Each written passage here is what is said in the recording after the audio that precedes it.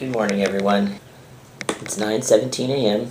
on the 12th of May, coming to you live from Berkeley, California. Well, it's not live when you see this, but I've been getting a lot of questions in regards to testosterone timelines, meaning like, when will my voice drop? When will my dick grow? When will my facial hair come in? And I've been watching videos, got numerous messages, and it's different for everyone. I'm not trying to burst your bubble. I'm not trying to not answer your question and be standoffish. It's different. It depends on your genetics. It depends on how you take to tea. I mean, you might not ever get facial hair. I had a friend that started 3 months before me, back in 2005. He is just now getting peach fuzz, and I had, a goatee at 4 months.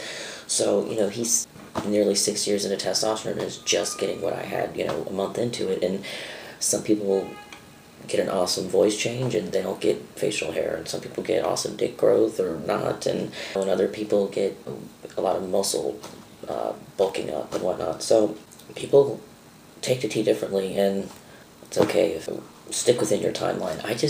I'm saying it because it worries me, because guys even go so far as to write out a timeline, and then when it doesn't happen, like in the 3 to 4 months, or 6 to 7 months, or 7 to 8 months, or 2 years, or whatever it is, they get very upset, and it is upsetting.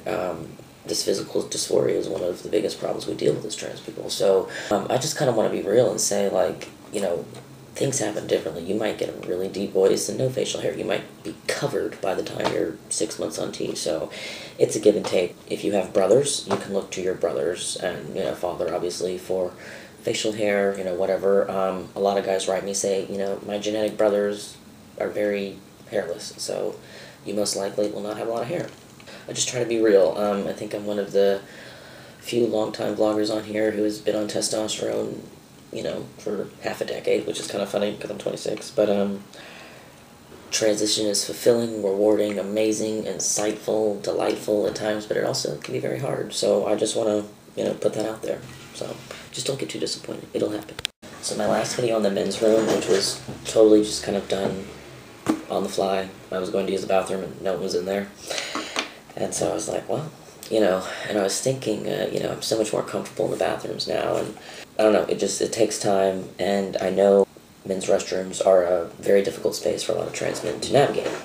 So I was not trying to minimize that situation at all, because I've dealt with it a lot myself, but in all these years using men's bathrooms, I've come to be more comfortable. So I was just trying to say, like, hey, don't make yourself too sick or too anxious about it, just go in there and pee. It doesn't matter if you don't pee standing up, you don't have to use a urinal. I don't know why there's so much pressure for that, but I'm used to it, I'm comfortable with it. But if you want to use a stall, use a stall. Like, guys really don't care. They're not in there to do their makeup and to talk. Like, they are probably not even wondering what you're doing in the stall. Someone commented, like, oh, they'll think you're pee shy or you're taking a shit.